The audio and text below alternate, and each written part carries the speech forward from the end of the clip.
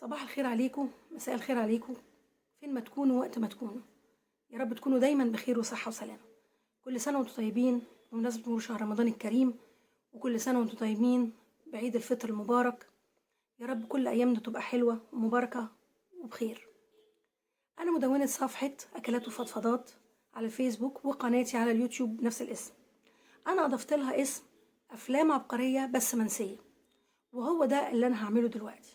اخترت أفلام رائعة كلها قبل سنة 50.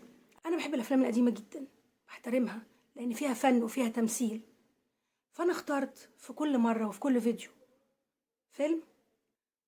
أتمنى تتابعوني وتشوفوا الأفلام وتقولوا لي إيه رأيكم في القناة كلها والصفحة على الفيسبوك، وأنا برحب بأي تعليقات، وأهلا وسهلا بيكم.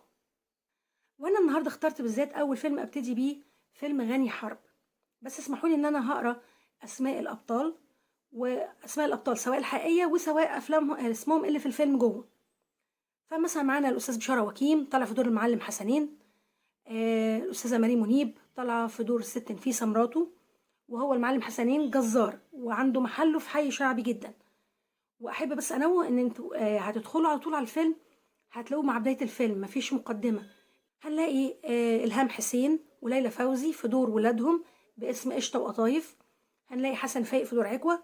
هنلاقي الأستاذ كمال الشناوي في دور الدكتور سامي. هنلاقي فريد شوقي في دور وحيد بيه. هاجر حمدي وهي راقصة في وقتها كانت نجمة النجوم. في أول فيلم اسمها نكلة، وبعد كده لما هتتغني وهتبقى رقاصة هيبقى اسمها أحلام. في ممثل يعني نكاد نكون مش عارفينه تقريبا اسمه فرج النحاس طلع في دور المعلم عزوز، وهو شريك المعلم حسنين. الفيلم إنتاج سنة 47 1947. قصة وسيناريو وحوار أبو السعود الإبياري اللي هو تقريبا صاحب كل أفلام إسماعيل ياسين. إخراج الأستاذ نيازي مصطفى، وهو طبعا من كبار مخرجي السينما المصرية على مر العصور. الفيلم بيبتدي مباشرة كده على طول في حارة شعبية زي ما أنا قلت لكم، وعكوة بيعمل عملية حسابية للدخل اليومي لمحل الجزارة للمعلم حسنين. وطبعا العملية الحسابية هتنسينا الحساب بالكامل، جمع وطرح، يعني في عملية حسابية جديدة هو مخترعها لوحده. بيحسب الدخل اليومي للمعلم حسنين، والقشة معدن وفل الفل وكله مبسوط. في الآخر لقوا إن الدخل اليومي تقريبا 5 جنيه، وبيقدر يعمل خير لغاية ما بيجيله المعلم عزوز وبيطلب منه إيد قشطة، فبيقول له آخد رأيها. فبيروح البيت لمراته والقشطة، وبيقول لها المعلم عزوز عايز إيدك، طالب إيدك مني. فبتقول له لا أنا ماليش غرض فيه، أنا عايزة الدكتور سامي. والدكتور سامي وقتها اللي هو كمان الشناوي كان لسه طالب. فهي بتقول له تعالى تقدم لي عشان أنا مش عايزة عزوز، فبيقول لها بس أنا لسه طالب. فبتقول له تعالى وإحنا هنتفق. فهي بتهددهم بالانتحار لغايه ما بيجي وبيرتبطوا بالخطوبه بدبل بسيطه لغايه ما يخلص ويبقى دكتور عظيم، وبعد كده يكتبوا الكتاب. بتلف الايام وبتحصل الحرب العالميه الثانيه. فانجلترا لما دخلت الحرب دي طبعا عايزه مؤن ومؤن كتير لجيشها، فبتتفق مع المعلم حسنين. المعلم حسنين لوحده مش قادر يقوم بالموضوع لان معهوش الماليه اللي تكفي، فبيعمل شراكه مع المعلم عزوز بحيث يوصلوا المؤن دي للجيش الانجليزي. ومراته عايزها تبيع نص البيت بتاعها، فبتلجأ لساحر كده يقول لها بيعي هتكسبي اكتر، مهم يعني. وده بيحصل فعلا، لان الدجال ده ليه شخصية في الفيلم بعدين ان هو بقى الصديق الصدوق للمعلم حسنين. الدنيا بتجري والمكسب بدل ما هو 5 بقى 10 بقى 50 بقى 100 بقى وصل لأكتر من 100 جنيه. والطمع والجشع بيزيد مع المعلم حسنين. فبيجي هنا المعلم عزوز ويفض الشراكة ويقول له خلاص احنا لغاية هنا عشنا خلص. طبعا ده ما بيهزش المعلم حسنين، وبعد كده بيبقى حسنين بيه وبيتعرف بعد كده بطبقة المجتمع الغنية العالية. بيأهمل بيته، بيأهمل مراته، بيأهمل بناته. طبعا هم كمان بيتنقلوا لمكان راقي جدا، بيسيبوا الحارة دي خالص. بس المشكلة ان كل واحد اخلاقه وعاداته اتغيرت، بيسافروا ازياء ولبس ومش عارف ايه وحفلات وبارتيهات.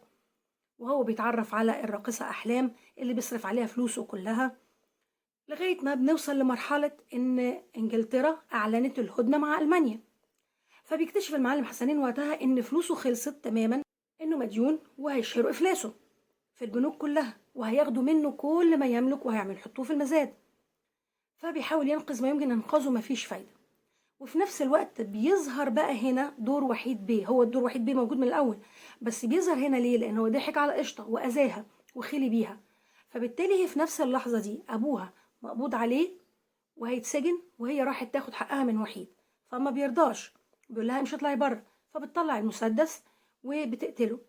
الرصاصه ما بتجيش يعني تاذيه قتل، لكن ايه، بيترمي على الارض.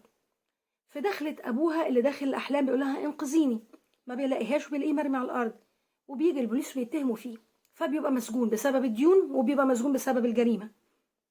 والبنت راحت شربت سم علشان ايه؟ تنهي على حياتها. مين انقذها من السم بقى في مستشفى القصر العيني؟ الدكتور سامي، لانه بقى. وبعد كده حسنين دخل السجن، وعزوز كان بيوده باستمرار، لغايه ما وحيد فاق وكتب ورقه على نفسه ان هو طلعت الرصاصه منه وهو بيجرب المسدس.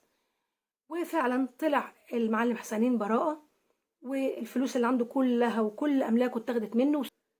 فطبعا ده كان نتيجه الجشع والطمع. وسامي الدكتور سامي رجع لقشطه بعد ما انقذها وقال لها ده مالكيش ذنب فيه، انا اللي اشيل الذنب ده، لان انا ايه، سبتك وما حاولتش افضل معاكي. الفيلم رائع يا جماعه. وهنلاقي قطايف اتخطبت للمعلم عزوز. الفيلم رائع، التمثيل جميل، القصه حلوه. هو تقريبا ساعه و58 دقيقه، حقيقي مش هتفوته ولا دقيقه. وحتى الرقصات مش كتير، الاغاني مش كتير.